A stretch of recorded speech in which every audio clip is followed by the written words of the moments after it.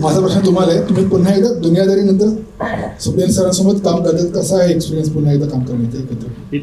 तिथे खूप छान. म्हणजे मला असं वाटतं ना की स्वप्नील सरांबरोबर काम करणं ही एक ट्रीट आहे.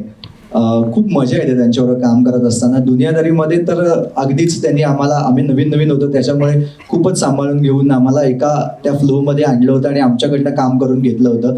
म्हणजे मला अजूनही आठवतंय, स्वप्नील सर कधीच असं भासवत नाही कोणत्याही कलाकाराला की तू नवीन आहेस का तू जुना आहेस. त्यांच्यासाठी हे असतं की तू सिनेमाचा भाग आहेस म्हणजे तू माझ्या तितक्याच जवळच आहेस.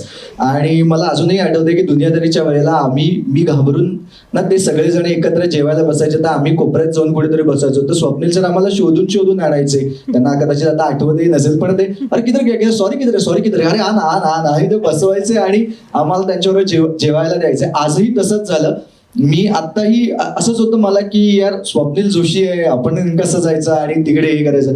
तर स्वप्नील सर चल खाना खाणे काय असं करून घेऊन जायचे आणि त्यांच्यासाठी जे काही आलेलं असेल तिथेच आम्हाला सुद्धा जेवायला जायचं. सो मला असं वाटतं ना की ते सगळेच जण जसं म्हणाले की ऍक्टरला कम्फर्टेबल करणं ह्या गोष्टी त्यांना खूप छान पद्धतीनं माहिती आहेत. आणि त्यावेळेस ते जसे होते ना आजही ते तसेच आहेत. भले त्यांच्या स्टारडम मध्ये खूप जास्त ग्रोथ झालेली आहे, पण तरी सुद्धा अजूनही ते आम्हाला असं भासू देत नाहीत की यार तुम्ही अजून कमी काम केलेत, मी जास्त केले. सो मला असं वाटतं ही खूप मोठी गोष्ट आहे. इव्हन आम्ही 10 वर्ष मला असं वाटतं दुनियादारी नंतर आम्ही एकत्र काम नाही केलं, पण कुठे भेटलो तर हाय हॅलो एवढंच व्हायचं. पण तरी सुद्धा या सिनेमासाठी एका कॅरेक्टरसाठी त्यांना ज्या वेळेला असं वाटलं की अरे कोण करेल, तर त्यांना माझं नाव आठवणं, मला असं वाटतं यात सुद्धा बऱ्याच गोष्टी येतात. So thank you so much Swapnil sir त्यासाठी. या चित्रपटात त्यांच्या भूमिकेसाठी तुम्ही कशी तयारी केली? माझ्या भूमिकेसाठी माझ्या भूमिकेसाठी सगळी तयारी माझ्याकडनं यांनी करून घेतलेली आहे.